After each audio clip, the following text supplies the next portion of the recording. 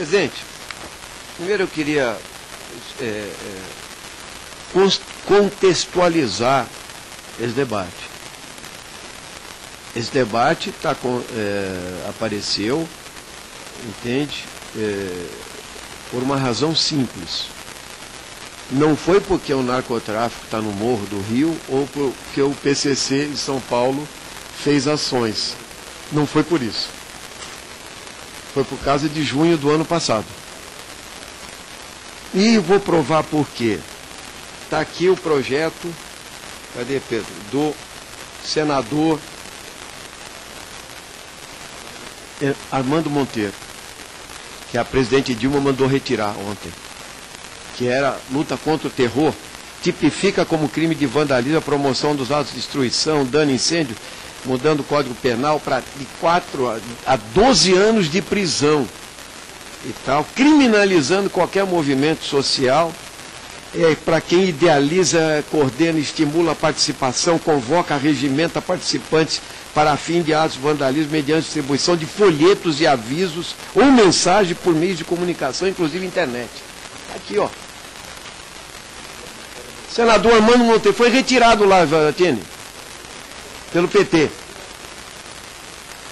Retirado, sabe por quê? A questão principal aqui não é problema do... nós temos que ter uma noção do que está acontecendo no Brasil. Eu vou dar um exemplo entre as ações no ponto 443, principais ações que serão determinadas para as Forças Armadas. Controlar vias de circulação, garantir o direito de ir e vir da população, impedir o bloqueio de vias vitais para a circulação de pessoas e cargas.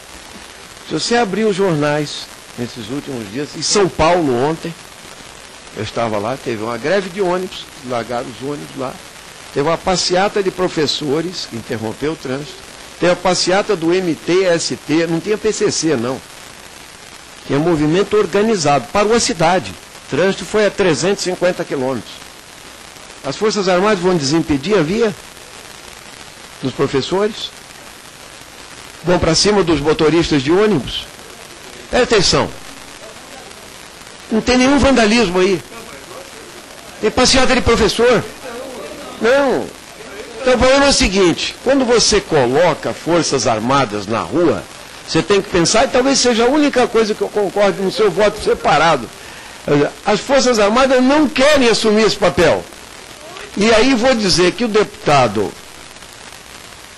que me antecedeu nesse momento, Emanuel, tem razão numa coisa. Se você sustar a portaria, não acontece nada. Não acontece nada, porque as Forças Armadas já foram para a rua na ECO 92, entendeu? Ocuparam a cidade. Já foram para a rua na questão do narcotráfico e tal. Esse decreto é datado. Esse decreto é para a Copa. Esse decreto é para impedir livre manifestação e organização dos trabalhadores. Me desculpem, mas por que o governo criou a Força Nacional? Exatamente para prevenir, inclusive quando tem os motins de PMs, estão chamando de motins, as greves, etc., se manda a Força Nacional. Ou seja, porque, veja, você intervir com as Forças Armadas, de poder de polícia contra a polícia, nós vamos ter conflitos que exacerbam, entende? Ou seja, você pode colocar as Forças Armadas em tarefas não constitucionalmente colocadas para elas, que é a área de fronteira e defesa nacional. Defesa nacional. Eu acho que os soldados e os oficiais das Forças Armadas não têm interesse. Quando o ministro Celso Amorim veio aqui, eu perguntei para ele, se vier uma passeata do outro lado, com essa questão aqui, como que é que as Forças Armadas vão fazer? Vão para cima dos estudantes? É isso que se quer? Então veja, isso é real. Se criou uma GLO que, presta atenção, foi mudada. Eu quero até pegar aqui veio uma portaria normativa 3461 do Ministério da Defesa. Essa portaria começava classificando movimentos sociais e criminalizando-os, e classificava as manifestações populares como forças oponentes. Porque esse é o espírito de guerra, da guerra. Força Armada é para guerra. Tá? Então, segunda questão. Eles falavam que eles poderiam ver entre as principais ameaças sujeitas à repressão das Forças Armadas, caso fuja ao controle da força militar. Olha aqui. Olha o que eles poderiam colocar. Entendeu? Várias questões. Nas forças oponentes, não apenas contrabandistas de armas e munições, mas também no mesmo tópico, movimentos e organizações sociais, junto com contrabandistas de armas e munições. Isso é criminalização de direitos, é uma visão. Então, veja, nós estamos falando do seguinte: bloqueio de via pública e paralisação de atividades produtivas. Direito de greve, estava aqui no anterior, no decreto anterior, tudo bem, veja, tá? Só suprimiu, deputado Marcheselli, porque foi uma grita geral. O ministro Amorim veio aí acompanhado de todos os oficiais generais, entendeu? Inclusive com o deputado Henri colocando muito propriamente a restrição à liberdade de imprensa e ao exercício do jornalismo. Tá? Ele falava, deverá prevenir publicações, olha, veja o que estava escrito no decreto. Deverá prevenir publicações desfavoráveis à imagem das Forças Armadas, estimular as favoráveis e divulgar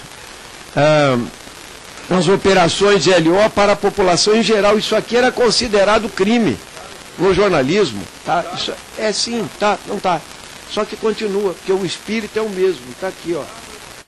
Entendeu? Desimpedir via ações repressivas para fazer frente à ameaça concretizada e tal. Então, essa questão, entende? Em caso de insubordinação, em caso geral, quem comanda as Forças Armadas? Quem é o comandante supremo das Forças Armadas? Presidência da República, tá certo? Ela não precisa de uma portaria de lei e ordem. O que eu estou colocando, que isso aqui está datado. Até o Emanuel colocou, para ver se passe a Copa, revoga ela. Então, o que eu estou colocando é o seguinte, não é necessário. Nem acho que as Forças Armadas queiram exercer esse papel durante um momento em que crescem movimentos populares sociais e se tenta criminalizá-los. Então, pelo menos, nós deveríamos rever o decreto. Particularmente, Marcheselli, na APA que fala em direito de ir e vir, controlar vias públicas, porque a manifestação pública não é um ato criminoso, é um direito. Isso aqui autoriza. Isso aqui autoriza. Então, na verdade, a presidência da República, nós não estamos impedidos, aí nisso eu concordo com o Emanuel. Não acontece nada se você assustar. Não acontece nada, entendeu? O presidente da República continua exercendo o seu papel de comandante supremo das Forças Armadas e ela tem o poder de utilizá-las de alguma forma. Este manual, entende?